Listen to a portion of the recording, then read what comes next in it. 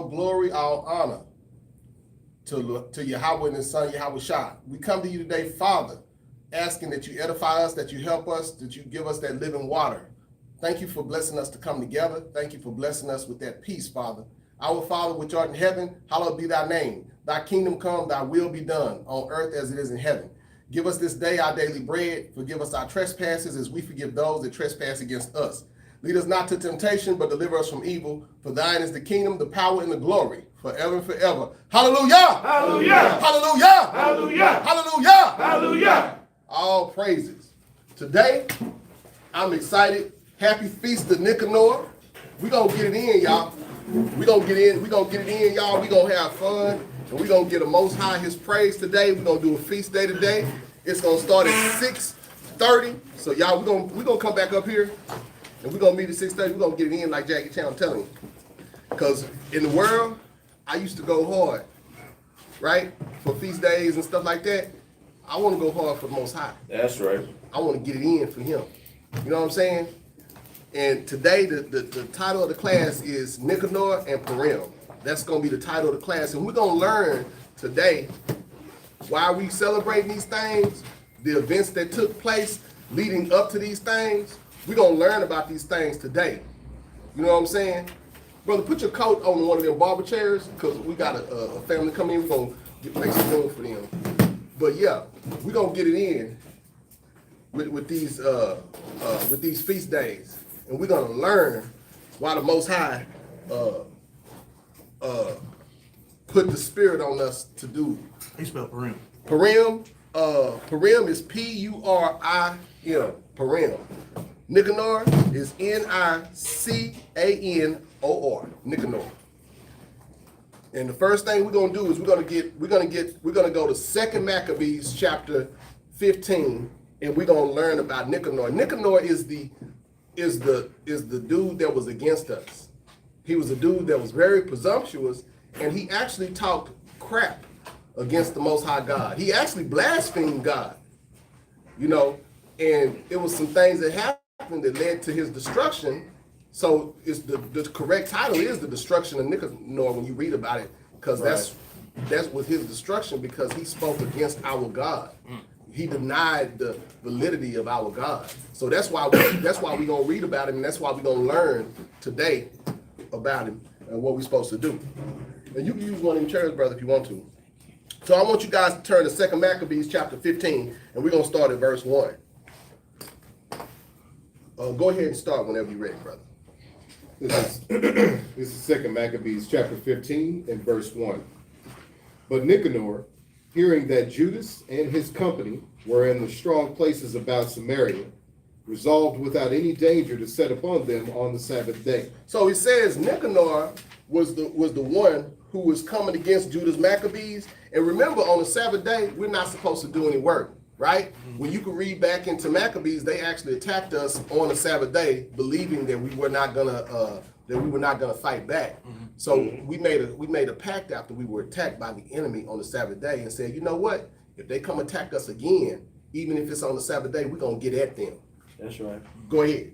Verse 2. Nevertheless, the Jews that were compelled to go with him said, Oh, destroy not so cruelly and barbarously, but give honor to that day, which he that seeth all things hath honored with holiness above other days. You see that? So we're still, even though we're going through this war, even though we're going through all this stuff, Maccabee said we still want to make holy these days. We want to make sure these days stay holy. We want to try to make sure that we keep our pledge to our God. Read. Verse 3. Then the most ungracious wretch demanded if there were a mighty one in heaven that had commanded the Sabbath day to be kept. He said if there were this is what they called him. They said he was an ungracious wretch. That is a horrible, foul person, right? That's right. Now he's trying to deny the validity of our God. He said if there was, read that again, if there were a mighty one in heaven that commanded the Sabbath day to be kept. So he's telling us we don't have no God when he said that. That's right. Go ahead. Verse 4. And when they said, there is in heaven a living Lord and mighty, who commanded the seventh day to be kept. And we know that from Moses, because Moses taught us what? When you go to chapter 31 and verse 14 of the book of Exodus, it tells you that the Sabbath day is commanded for us to keep it for all generations, right? So that's what Exodus chapter 31 tells us, right? Go ahead. And Exodus chapter 20. Go ahead. Verse 5. Then said the other, and I also am mighty upon earth, and I command to take arms and to do the king's business. Yet he obtained not to have his wicked will done. So he's telling you, he said, your God is mighty, but I'm mighty. So he's making himself equal to our God at this time. So y'all have to understand, this is Nicanor. Now he's making himself equal to our God, right? And y'all know that that's bad business right there. That's not good, right? Right. Read on. Verse 6. So Nicanor, in exceeding pride and haughtiness, determined to set up public monument of his victory over Judas and them that were with him. Read. But Maccabeus had ever sure confidence that the Lord would help him. So that means he didn't lose faith. He said, okay, I hear what you said, but watch this. I'm gonna show you that my God is great. Just like I remember Elijah had to do the same thing with all those priests. Remember? When it didn't rain for was it 3.5 years? He had to do the same thing with those evil priests. And after that was done, what did he do to those priests? He killed them, right? He rounded up and killed them. Well, watch this. Read this. Keep reading. Verse 8. Wherefore he exhorted his people not to fear the coming of the heathen against them, but to remember the help which in former times they had received from heaven, and now to expect the victory and aid which should come unto them from the Almighty. So he's exhorting those people like we should exhort each other. He's telling those people, you got to remember that we serve a mighty God.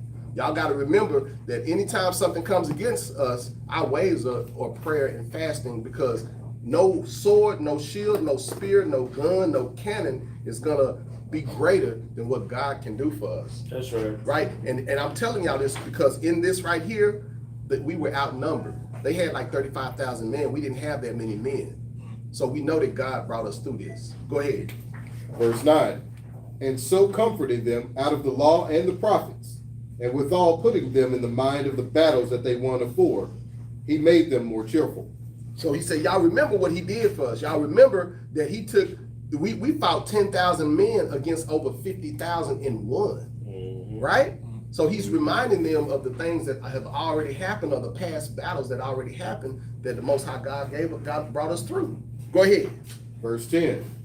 And when he had stirred up their minds, he gave them their charge, showing them therewithal the falsehood of the heathen. The what? The falsehood of the heathen. Read. And the breach of oaths. Y'all remember every oath that the heathen has always made with us? What do they always have done throughout history? They have broke them.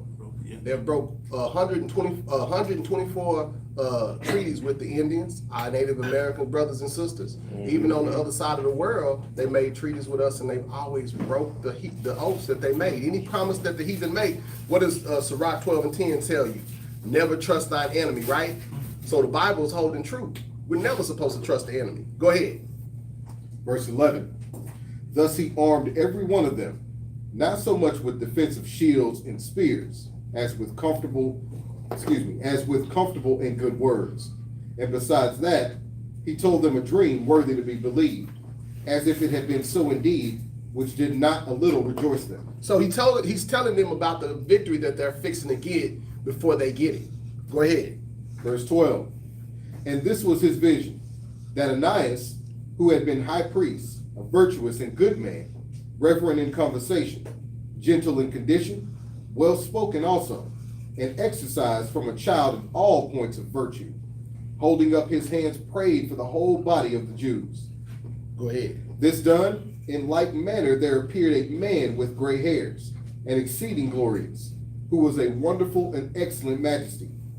Then Ananias answered, saying, This is a lover of the brethren, who prayeth much for the people and for the holy city, to wit, Jeremias the prophet of the Most High. Whereupon Jeremias, holding forth his right hand, gave to Judas a sword of gold. A sword of what? Of gold. So there's a lot said there. I want to make sure we make it through this. Y'all know that that's a real thing. They say that the Vatican is holding Judas Maccabee's sword of gold. They still have that sword. That sword is still in existence today. right?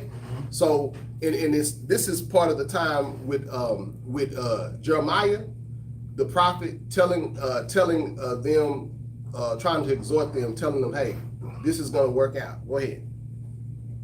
And in giving it spake thus, verse 16, take this holy sword, a gift from the Most High, with the which thou shalt wound the adversaries.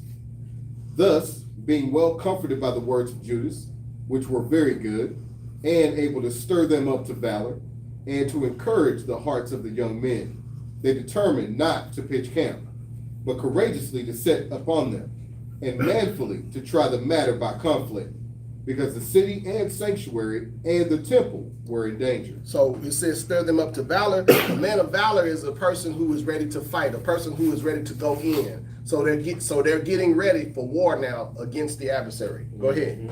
Verse 18, for the care that they took for their wives and their children, their brethren and kinsfolk, was in least account with them.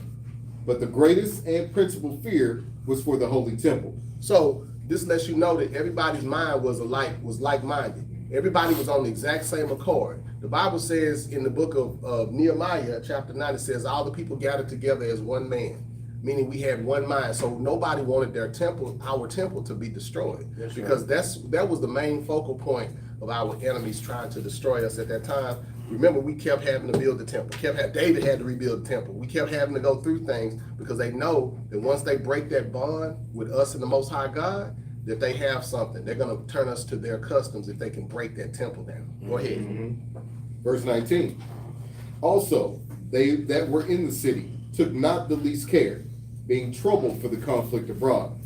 And now, when as all looked what should be the trial, and the enemies were already come near, and the army was set in array, and the beasts conveniently placed, and the horsemen set in wings, Maccabeus, seeing the coming of the multitude, and the divers preparations of armor, and the fierceness of the beasts. So hold on one second. I want y'all to understand that this time they had elephants that was coming against us. You know, at this time, a lot of people never saw like elephants. They knew what horses were, but when they got great armies to war, sometimes they would mount elephants and they would bring them towards. And all this stuff was coming at us because we didn't have that stuff, but all this stuff was coming at us. So I just want to set the stage and show y'all how rough it was that these men had to have their mind right to get ready to face an adversary of this greatness. Right? Go ahead. Stretched out his hands toward heaven, and called upon the Lord that worketh wonders, knowing that victory cometh not by arms, but even as it seemeth good to him, he giveth it to such as are worthy. That's right. Go ahead. Therefore, in his prayer, he said after this manner, O Lord, thou didst send thine angel in the time of Ezekias, king of Judea, and didst slay in the host of Sennacherib 185,000. Wherefore now also, O Lord of heaven, send a good angel before us for a fear and dread unto them. And through the might of thine arm, let those be stricken with terror that come against thy holy people to blaspheme. And he ended thus. Then Nicanor and they that were with him came forward with trumpets and songs. But Judas and his company encountered the enemies with invocation and prayer. So they was ready. They was ready. They was getting ready to battle, and they had their minds together in this fight. This is a big deal, y'all. And remember, I want y'all to notice that he said, Lord, send your angels, to a good angel over us to protect us. That's what we need to pray for too. A lot of us don't understand that we all have angels around us. Everybody has one that can protect us. Y'all can invoke that thing. That's something that y'all can invoke. Man, when your children go somewhere and you're not sure what's going to happen or what's going to happen, hey, Lord, could you just send those angels to protect my kids, protect my wife, to protect my cousin, my mother? That's right. That's something that Judas Maccabees is showing you right here. Go ahead. Verse 27. So that fighting with their hands and praying unto the Most High with their hearts, they slew no less than 35,000 men. Woo! For through the appearance of the Most High, they were greatly cheered. Now when the battle was done, returning again with joy, they knew that Nicanor lay dead in the harness. Y'all see that? His harness. Y'all see that? And they kind of did it quick.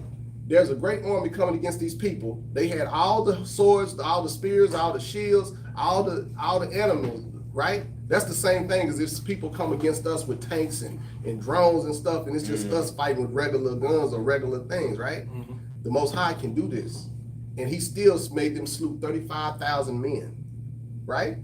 Y'all better listen, y'all better watch, y'all better pay attention to what the Most High is doing, because he can do the same thing for us. This is a great, great victory, right? And remember, this is Nicanor who was blaspheming the Most High. Right? He was saying the Most High wasn't so. But go ahead. Verse 29. Then they made a great shout and a noise, praising the Almighty in their own language. And Judas, who was ever the chief defender of the citizens, both in body and mind, and who continued his love toward his countrymen all his life, commanded to strike off Nicanor's head and his hand with his shoulder, and bring them to Jerusalem.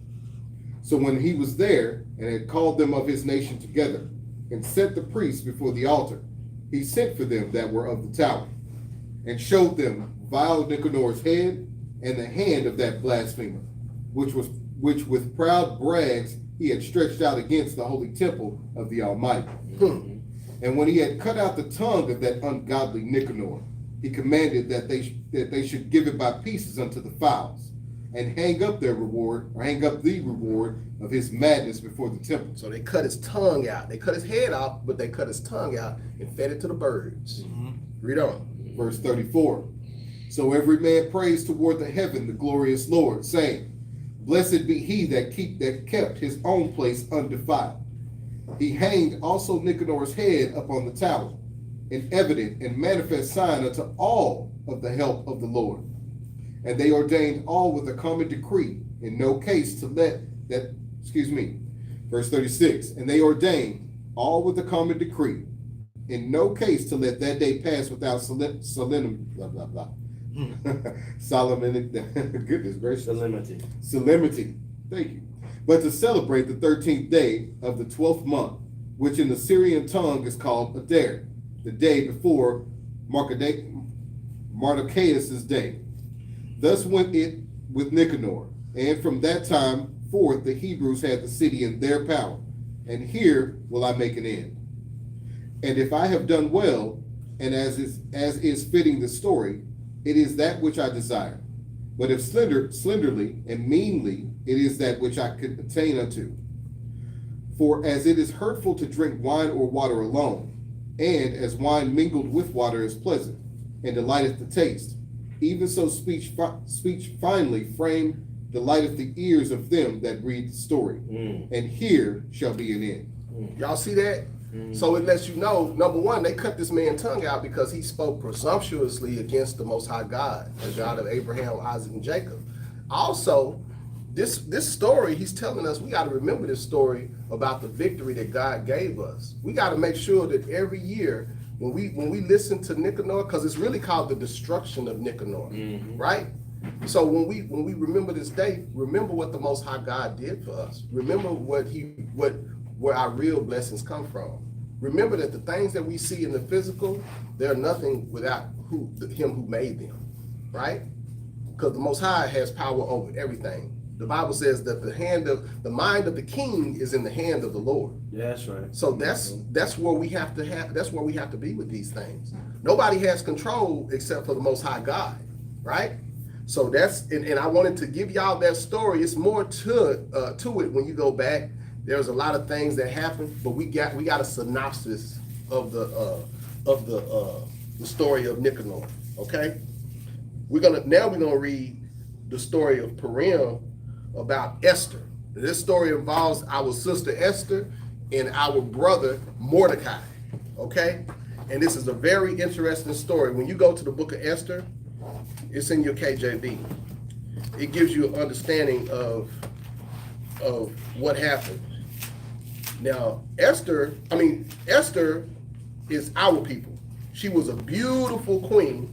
And Esther, from the understanding of it, Esther was so beautiful that you ever see somebody that's so beautiful that you don't even know what race they are? That's how beautiful Esther was. And that's why she was forced into marrying this king. Y'all have to understand that, this king when we get into his name, they'll say his name, but it translates to Xerxes. It's like in 300. Now, I don't know if it was the same Xerxes, but he's definitely a direct descendant of that man. And this is during the Persian Mede situation, because he was Persian, and he ruled the country. He ruled over 126 provinces, and he was able to take who he wanted, and he chose this to be one of his women, right? So she didn't have a choice, and I want y'all to understand that she didn't have a choice in this marriage. She didn't choose this man; he chose her, right? So I want y'all to go to the book of Esther, chapter 2, and we're going to start at verse 21. And we're going to skip through and I implore you guys to read it on your own, but we're going to skip through to get the honey up, right? Like Mama say, we're going to take my grandmother used to say, we're going to get the hot parts. We're going to take I ain't going to say the word, we're going to take an H, man, we're going to get the hot parts, right? Get up under the arms and the other parts, right? Go to Esther, chapter 2, and verse 21. This is the book of Esther, chapter 2, and verse 21. In those days, while Mordecai sat in the king's gate, two of the king's chamberlains, Bigthan and Teresh, of those which kept the door, were wroth, and sought to lay hand on the king Ahasuerus, yeah. And the thing was known to Mordecai, who told it unto Esther the queen. And Esther certified the king thereof in Mordecai's name. And when inquisition was made of the matter, it was found out. Therefore they were both hanged on a tree, and it was written in the book of the Chronicles before the king. Stop right there. I'm giving you guys the understanding of why the king liked Mordecai. I'm giving you the understanding at the beginning of why, once this calamity unfolds, at the very end, the king understands, and he helped the Jews, meaning helped our people like he did, because he was very devoted to the king. He was very respectful to the king, right? So this is why the king did like him, because he saved the king's life, okay? But I want you to jump and go to chapter 3 and verse 1. We'll start there. Esther chapter 3 and verse 1. After these things did King Ahasuerus promote Haman the son of Hammedatha, the Agagite, and advanced him, and set his seat above all the princes that were with him. Stop right there. Now, Agagite, when you look up the understanding of what that is, Haman is a white boy. Haman is an Edomite. Right. So he promoted him to be above most of the people that's in the kingdom, right? But go ahead. Verse 2. And all the king's servants that were in the king's gate bowed and reverenced Haman, for the king had so commanded concerning him. But Mordecai bowed not, nor did him reverence. So why did Mordecai not bow? What does the commandment tell us to do? That we should not what? It's against our law to bow to anybody, except for the Most High God, right? That's right. So he was actually just keeping his laws. It wasn't the fact that he was just being disrespectful to Haman, but Haman took this as disrespect, right? We don't bow to nobody. We're not Chinese or Japanese. The Chinese bow to people, right? Bow to each other. We don't do that. That's not our custom, right? Keep going. Verse 3. Then the king's servants, which were in the king's gate, said unto Mordecai, Why transgresseth thou the king's commandment? Now it come to pass, when they spake daily unto him, and he hearkened not unto them, that they told Haman to see where Mordecai's matters would stand.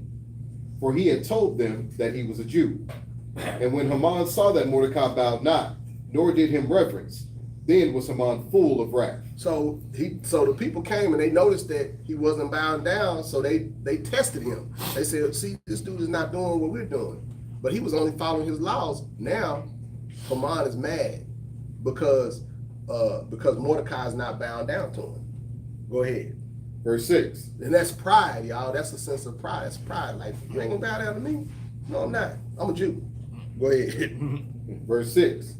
And he thought scorn to lay hands on Mordecai alone, for they had showed him the people of Mordecai, Wherefore Haman sought to destroy all the Jews that were throughout the whole kingdom of Ahasuerus,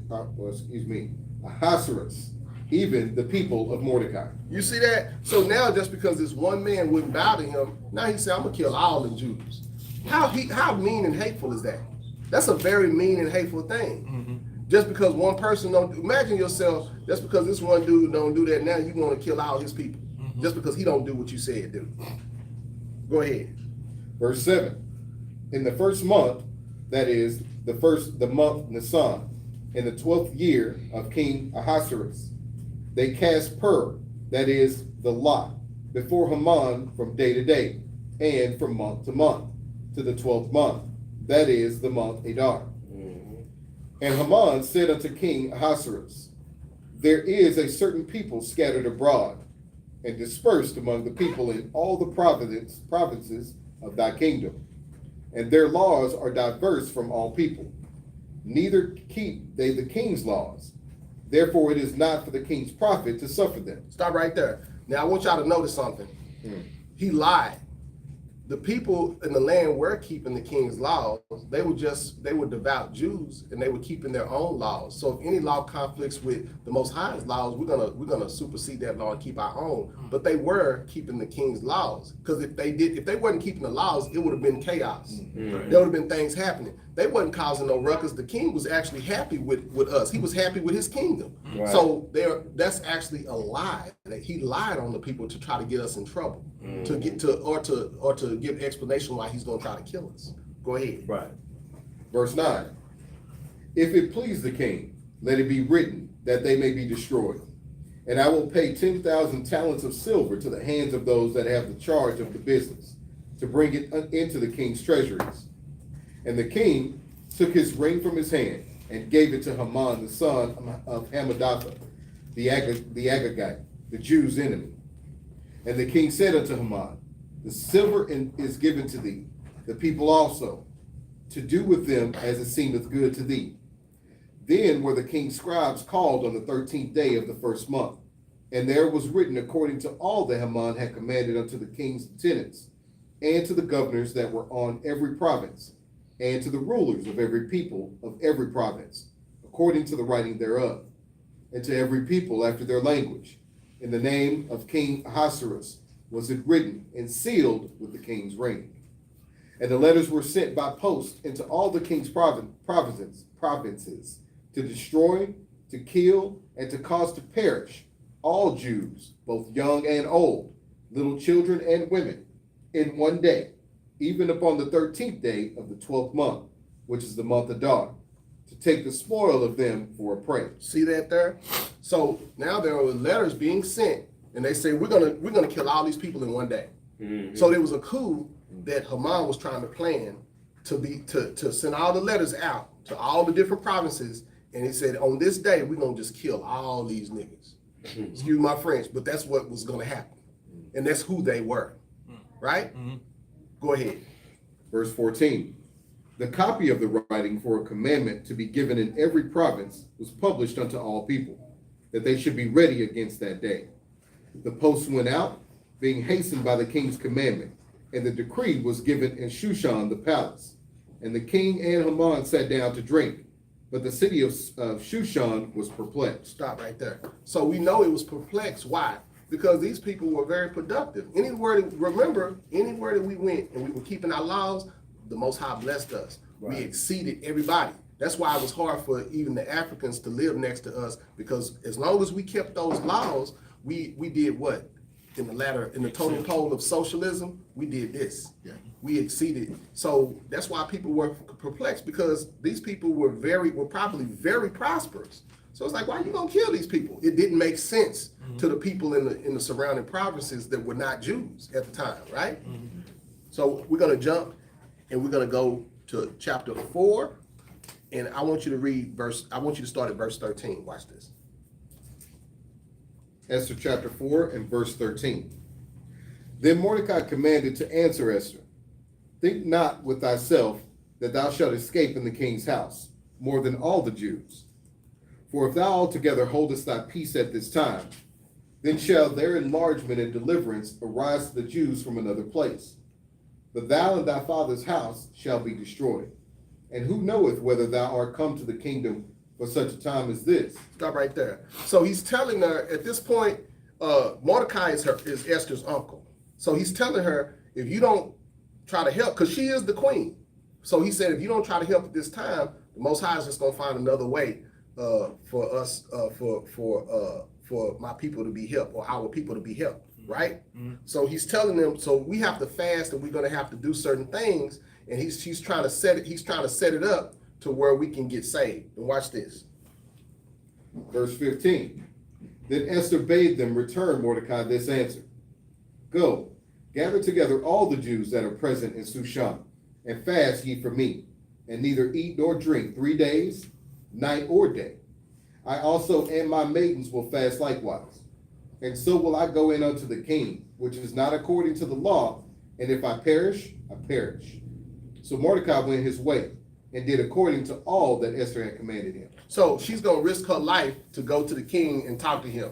There are protocols when it comes to dealing with certain things, right? Mm-hmm. So now she's going to set it up. She's about to set it up to where she can try to save her people. Right. And he says they're going to fast for 3 days. Anytime y'all go through something very severe in your life, I'm going to implore all of y'all to fast. If there's something going on between you and your wife, or your job, or something that's close to you, a child that one of your children, I fasted once for 3 days, and I always talk about this. I hadn't done that since, but it helped my life tremendously, okay? And when we fast, there is no water fast. There is no such thing as a fruit fast. There is no such thing as fasting from TV. There is no such thing as fasting from meat.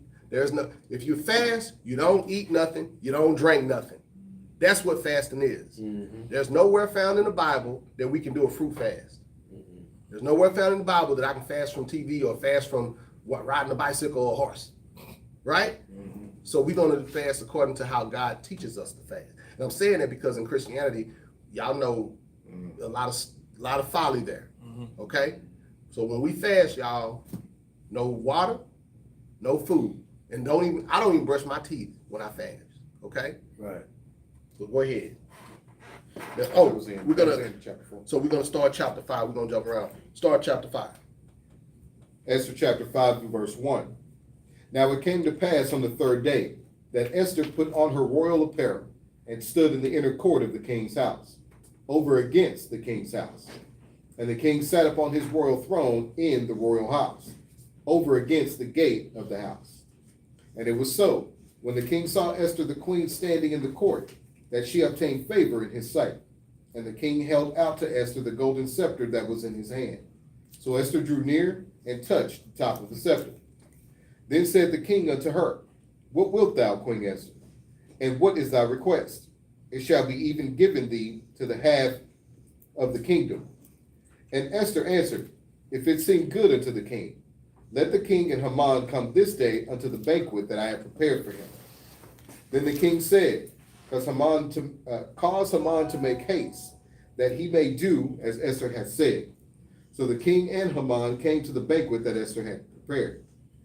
And the king said unto Esther, At the banquet of wine, what is thy petition? And it shall be granted thee. And what is thy request?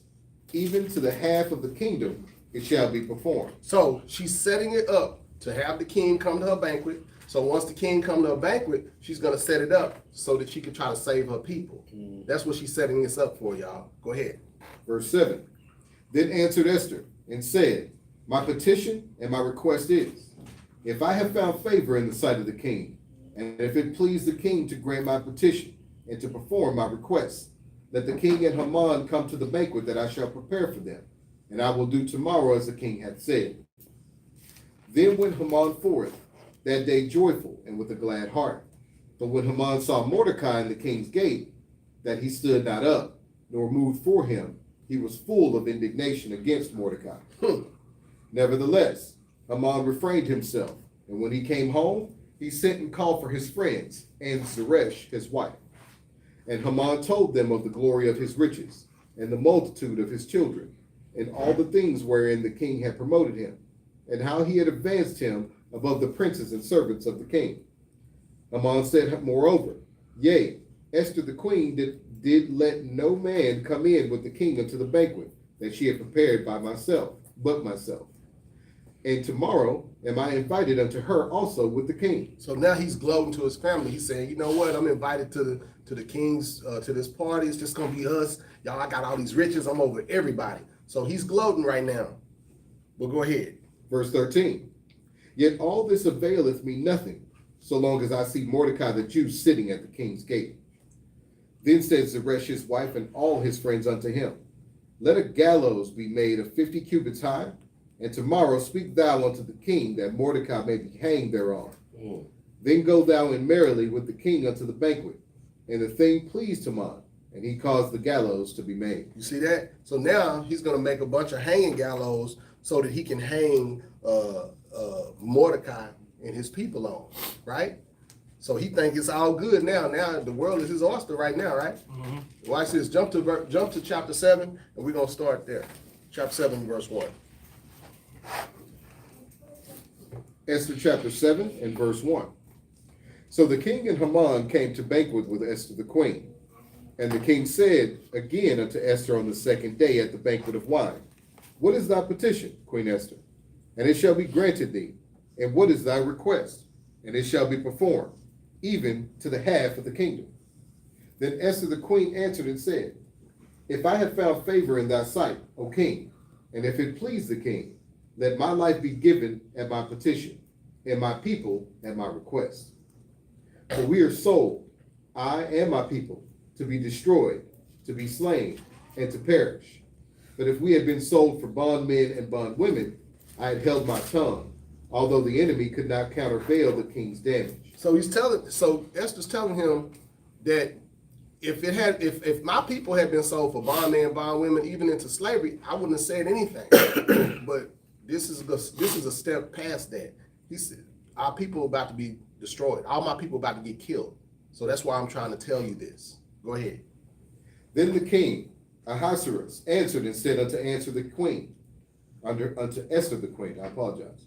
Who is he, and where is he, that durst presume in his heart to do so?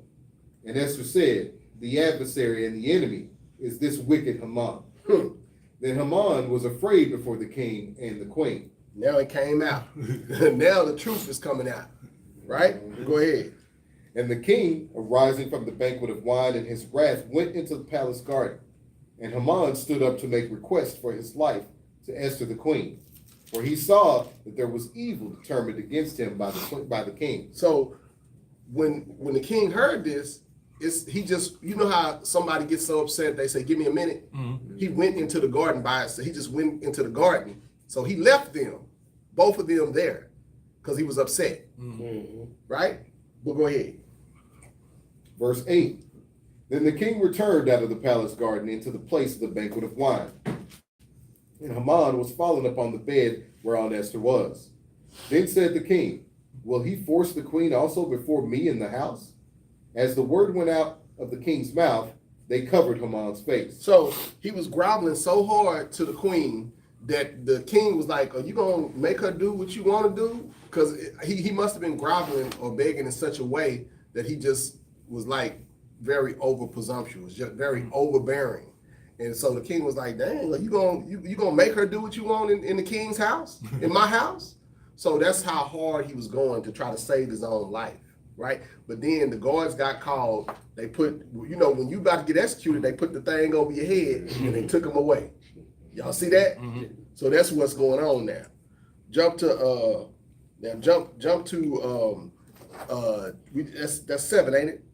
That was 8. That was 8. Mm-hmm. Jump to 9. Verse 9 or chapter 9? Chapter 9. Okay. Huh? There was 8? That was 7. There was 7. Okay, I thought it was 7.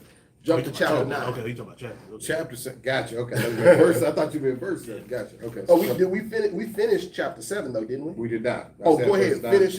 Okay, finish chapter 7. When you finish chapter 7, then jump to chapter 9. All right. Okay. So this is Esther. This is verse 9, chapter 7, verse 9. And Harbonah, one of the chamberlains, said before the king, Behold also the gallows 50 cubits high, which Haman had made for Mordecai, who had spoken good of the king, standeth in the house of Haman. Then the king said, Hang him thereon. So they hanged Haman on the gallows that he had prepared for Mordecai. Then was the king's wrath pacified. Now you see, remember right before he's saying this, I want y'all to remember the king is remembering how Mordecai saved his life. That's what saved him from getting killed, right? The mind of the king is in the hand of who? The Most High. The mind of the king is always in. So these events happen, and they came about just like the Most High had planned them. It is not us, it is him. We are just puppets on a string, y'all. Go ahead, chapter 9. Esther chapter 9 and verse 1. Now in the 12th month, that is the month of Adar, on the 13th day of the same, when the king's commandment and his decree drew near to be put in execution, in the day that the enemies of the Jews hoped to have power over them, though it was turned to the contrary, that the Jews had rule over them that hated them. The Jews gathered themselves together in their cities throughout all the provinces of the king Ahasuerus, to lay hand on such as sought their hurt, and no man could withstand them, for the fear of them fell upon all people. And all the rulers of the provinces, and the lieutenants, and the deputies, and the officers of the king helped the Jews, because the fear of Mordecai fell upon them. Y'all see that now the tides have turned. So Haman ain't no longer in charge of everything. Like, remember, the king gave Haman charge of everything. He made him charge of all his officers and his lieutenants. Now he's giving that same power to Mordecai. Now everybody fears the Jews, right? Go ahead. For Mordecai was, verse 4, for Mordecai was great in the king's house, and his fame went out throughout all the provinces. For this man Mordecai waxed greater and greater. So, Woo! Go ahead. Thus the Jews smote all their enemies with the stroke of the sword, and slaughter, and destruction, and did what they would unto those that hated them. So that's the Most High, y'all. That's not the king. That's the Most High giving us favor, because remember, we were devout. We fasted, all of us together, right? This was a joint effort, y'all. Y'all got to understand this. We fasted all together for 3 days. Before these events took place, we all fasted together and prayed to the Most High for 3 days, right? Go ahead. Verse 6. And in Shushan, the palace, the Jews slew and destroyed 500 men. And Parshandatha, and Dalphon, and Aspatha, and Poratha, and Adalia, and Aridatha, and Parmashtha, and Arisai, and Aradai, and Vajezatha, there we go. The 10 sons of Haman, the son of Hammedatha, the enemy of the Jews, slew they. Put on the spoil laid they not their hand, but on the spoil laid they not their hand. So we didn't take any items out of their house. We didn't take any jewels. We didn't take any money. We just killed those people. and Haman had 10 sons. We killed all his 10 sons. Go ahead. On that day, the number of those that were slain in Shushan the palace was brought before the king. And the king said unto Esther the queen, the Jews have slain and destroyed 500 men in Shushan the palace, and the 10 sons of Haman. What have they done in the rest of the king's provinces? Now, what is thy petition? And it shall be granted thee. Or what is thy request further? And it shall be done. Then said Esther, if it please the king, let it be granted to the Jews which are in Shushan to do tomorrow also, according unto this day's decree. And let Haman's 10 sons be hanged upon the gallows. And the king commanded it so to be done. And the decree was given at Shushan. And they hanged Haman's 10 sons. Y'all know what? Y'all know, have y'all ever seen somebody just smitten with a woman? Have you ever seen somebody you say, man, this dude is whipped? Yeah. This dude is just, that's pretty much the effect that Esther had on the king. Because he's giving her everything she asked him for. You know what I'm saying? But that's by way of the Most High. But this dude was just smitten with this woman. Go ahead. Verse 15. For the Jews that were in Shushan gathered themselves together on the 14th day, also of the month of Adar, and slew 300 men at Shushan. But on the prey they laid not their hand. But the other Jews that were in the king's provinces gathered themselves together, and stood for their lives, and had rest from their enemies, and slew of their foes 70 and 5,000. Woo! But they laid not their hands on the prey. Stop right there. And when he says they laid not their hands on the prey, they just didn't take any items out of their house. Okay? That's what that's going into. Go ahead. On the 13th day of the month of Adar, this is verse 17, and on the 14th day of the same rested they, and made it a day of feasting and gladness. So that's the day, because we slew our enemies, because the Most High put us over our enemies that were very presumptuous. They thought they was going to kill us. We made it a day of feasting. That's why when we get together tonight, this evening, we want to remember these times. We want to remember what the Most High done for our people, and we want to rejoice over that thing, y'all. Go ahead. Verse 18, but the Jews that were at Shushan assembled together on the 13th day thereof, and on the 14th thereof, and on the 15th day of the same they rested, and made it a day of feasting and gladness. Therefore the Jews of the villages that dwelt in the unwalled towns made the 14th day of the month of Adar a day of gladness and feasting, and a good day, and of sending portions one to another.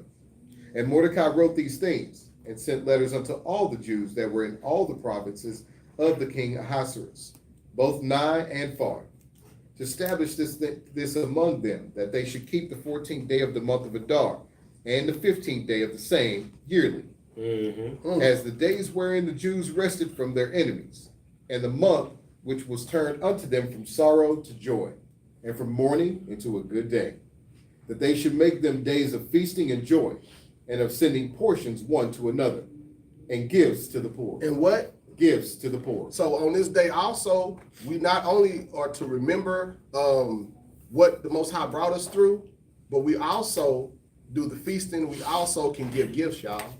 We also can have gifts for one another, give each other gifts. It's just a day of joyfulness and gladness, right? It's just a day of feasting. So these are the conditions of our feast. These are the parameters of our feast that we're going to do, y'all. And we're going to make sure we do that. So next year, and we do it year by year, y'all, we're going to get better and better at this thing. Next year, we probably may, if we're still all together, we might have gifts beforehand. Just giving each other gifts just because. You know what I'm saying? But it's just something for us to learn how to get better at doing. That makes sense? Go ahead. Verse 23, and the Jews undertook to do as they had begun, and as Mordecai had written unto them, because Haman, the son of Hammedatha, the Agagite, the enemy of all the Jews, had devised against the Jews to destroy them, and had cast pur, that is, the lot, to consume them and to destroy them. But when Esther came before the king, he commanded by letters that his wicked device, which he devised against the Jews, should return upon his own head, and that he and his sons should be hanged on the gallows. Wherefore they called these days Purim, after the name of Pur. After the name of what? Of Pur. So that name of Pur, we call it Purim after Pur, which means casting a lot. That's to bring it to today's terms, to make us understand it. It's like shooting. It's like, No, go ahead. Oh, it's like shooting the dice, and they was casting lots. And just so happened, these lots casted the wrong way back at Haman. They just didn't work out for him. So he shot he rolled snake eyes. Go ahead. Verse 26. So I'll read through that again. Wherefore they called these days Purim, after the name Pur. Therefore, for all the words of this letter, and of that which they had seen concerning this matter, and which had come unto them, the Jews ordained, and took upon them, and upon their seed, and upon all such as joined themselves unto them, so as it should not fail, that they would keep these 2 days according to their writing, and according to their appointed time every year. And that these days should be remembered and kept throughout every generation, every family, every province, and every city. And that these days of Purim should not fail from among the Jews, nor the memorial of them perish from their seed. Stop right there. So y'all know that us coming back into this is just taking back our heritage, y'all. We're taking these days back and remembering that we Jews. So it's hard to get this to be understood amongst our loved ones and our family members that are not in the truth. But that's what we want to do. We want to make sure that they remember, look, we're doing this. Why are you doing Purim? Because I am a Jew. I'm part of the 12 tribes. So we're gonna keep these days like we're supposed to, right? Go ahead. Verse 29. Then Esther the queen, the daughter of Abihail, and Mordecai the Jew, wrote with all authority to confirm this second letter of Purim. And he sent the letters unto all the Jews, to the 127 provinces of the kingdom of Ahasuerus, with words of peace and truth, to confirm these days of Purim in their times appointed, according as Mordecai the Jew and Esther the queen had enjoined them, and as they had decreed for themselves and for their seed the matters of the fastings and their cry. The matters of the what? Fastings and their cry. That means that we fasted and we made a cry or a petition to the Lord, and the Lord heard it and he answered it. Go ahead. Verse 32. And the decree of Esther confirmed these matters of Purim, and it was written in the book. Y'all see that? So we went through all this thing together, and just like these people, our people went through this together, that's what we have to learn to do. We have to learn how to come back together, y'all. We have to learn how to pray together, fast together, learn how to congregate together. We got to reacquaint ourselves with doing the things that our ancestors did if we want to have that close relationship with the Most High God, without people getting beating their chest, being concerned about a ranking system, being concerned about who's greater than who. We're going to come together as brothers, and we're going to start doing these things right here in love, with brotherly love for each other, to make sure that we not only do this for ourselves and we say personal relationship. Your personal relationship is shown how you treat people outwardly too, y'all. That's right. When you come out outwardly and you start treating people in a respectful way outwardly, you don't have to worry about your personal relationship, because you're showing God what you're doing for him, what you're willing to do, right? For your brothers, for your sisters. Accept people for where they at. We had this conversation in the truck before me and my wife got here. We accepting people for where they at in their walk. If y'all are not where I'm at in my walk, it's not for me to make y'all be where I'm at. I'm gonna meet you where you are. I'm gonna show you brotherhood. I'm gonna show you love. You might not be where I'm at right now. Don't mean you can't get there. And if it don't mean I'm gonna treat you in a bad manner or in a different manner because you're not where I'm at. And we all gotta remember that we was at one point in time, we was outside of this truth. We gotta be patient for those that are not there yet. Be that example, show them these days. If y'all have people in y'all family ask y'all questions, be ready to answer them. Be ready to make an answer or to have an answer for every time somebody asks you something. And that's why we have these classes for y'all to learn and to be ready to answer everybody that asks y'all. Right, Con? Con. With that, you have anything to add, brother? Anybody got any questions? Any questions? I'll take any questions about Purim or Nicanor. And with that, we say shalom. Shalom. How was that? Y'all get a pretty good synopsis of it? Oh, yeah. Yeah. Because I know we went over